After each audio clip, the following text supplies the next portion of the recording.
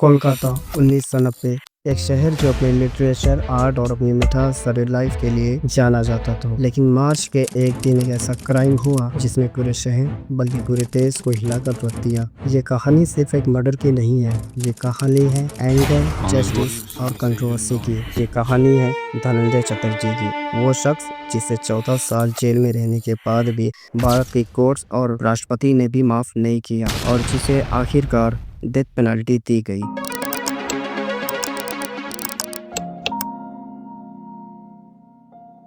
5 मार्च 1990 Hetal Paris 15 साल की एक bright student ST domestic school में पढ़ती थी। उस दिन दोपहर के समय हेतल की मां घर के बाहर गई थी और हेतल घर पर अकेली थी। शाम को लगभग 4 बजे जब मां वापस आई तो वो देखती हैं कि दरवाज़ा अनलॉक्ड था, लेकिन अंदर का मंजर किसी भी मां के लिए एक डरावने सपने से कम नहीं था। हेतल अपने रूम के फ्लोर पर पड़ी थी। नेक पर स्ट्रैंगुलेशन के निशान थे, कपड़े डिस्टर्ब और चीज़ें बिखरी हुई थी। इतना देखकर तो ये क्लियर हो गया था कि यहाँ तो कुछ बहुत बुरा हुआ है।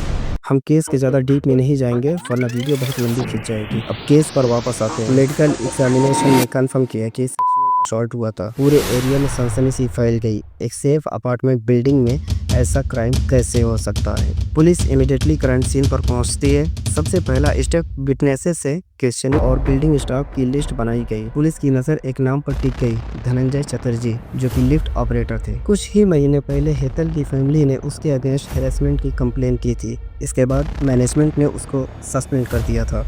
पुलिस ने सस्पेक्ट किया कि क्या ये रिवेंज हो सकता है। गवाहों ने बताया कि मर्डर के दिन सस्पेंशन के बावजूद भी धनंजय को बिल्डिंग में देखा गया था और उसने उस दिन काम से छुट्टी भी ली थी और फिर भी उस दिन बिल्डिंग में प्रेजेंट था। एक विटनेस ने क्लेम किया कि उसने धनंजय को हेतल के फ्लैट की तरफ जाते हुए देखा था। उसी रात पुलिस ने धनंजय को अरेस्ट किया।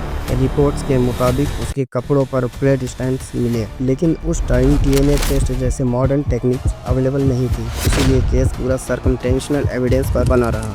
सर्कमटेंशनल एविडेंस का मतलब है ऐसे इनडायरेक्ट प्रूफ जो इंसिडेंट को डायरेक्टली नहीं दिखाते, पर सिचुएशन, विटनेसेस स्टेटमेंट और अदर फैक्ट्स के तौर कंक्लूजन बनाते हैं। जैसे किसी को क्राइम सीन के आसपास देखना, उसके कपड़ों पर खून के धब्बे मिलना, विक्टिम्स के साथ पहले डिस्प्यूट होना, ये सब मिलाकर एक चेन बनाते हैं जो एक्यूज्ड की तरफ पॉइंट करती है। इंडियन एविडेंस एक्ट में अगर सर्कमटेंशनल एविडेंस स्ट्रॉन्ग, कंसिस्टेंट और लॉजिकली कनेक्टेड हो तो कोर्ट उस पर कन्विक्शन दे सकती है। प्रोसिक्यूशन का कहना था ये रिवेंज का केस है। धनंजय ने जॉब खोने का गुस्सा हेतल और उसके परिवार से निकाला। पुलिस का क्लेम था कि पहले सेक्सुअल असल्ट हुआ और फिर ट्रायल शुरू होता है अलीपुर सेशन कोर्ट में।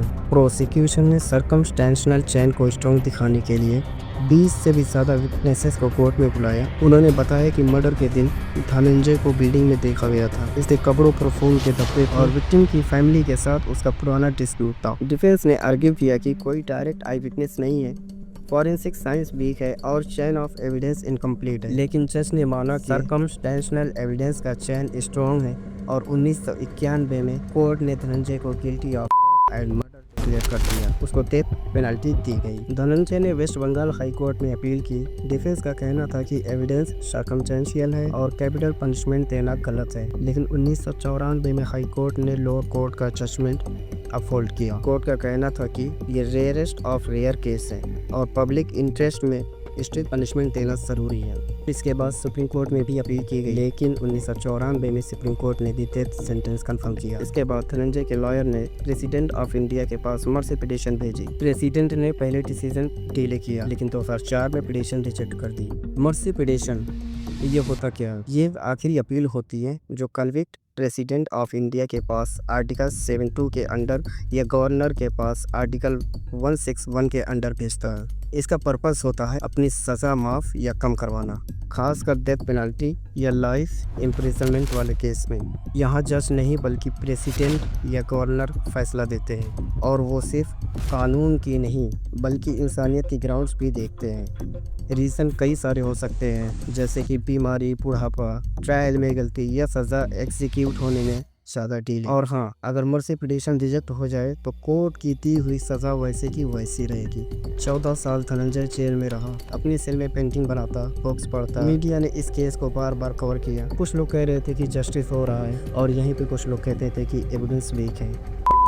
2004 की सुबह पुरानी अलीपुर जेल के अंदर सिक्योरिटी टाइट थी। जेलर ने वारंट पढ़कर सुनाया। सुबह 4:30 पे ग्लव्स का लीवर फुल हुआ और 14 साल से चलता आ रहा केस एक फाइनल फुल स्टॉप पर आ पहुंचा था। धनंजय चटर्जी इंडिपेंडेंट इंडिया में रेप और मर्डर के लिए डेथ पेनल्टी पाने वाला पहला आदमी बना। एग्जीक्यूशन के बाद भी कंट्रोवर्सी खत्म नहीं हुई। लॉयर्स और मीडिया में डिबेट्स होती रही। क्या डेथ पेनल्टी सही थी? मगर फिर भी तो मैं इंसान हूँ कि हमारा भी दिल में कभी कभी दर्द होता है कि ये साला काम ठीक नहीं है।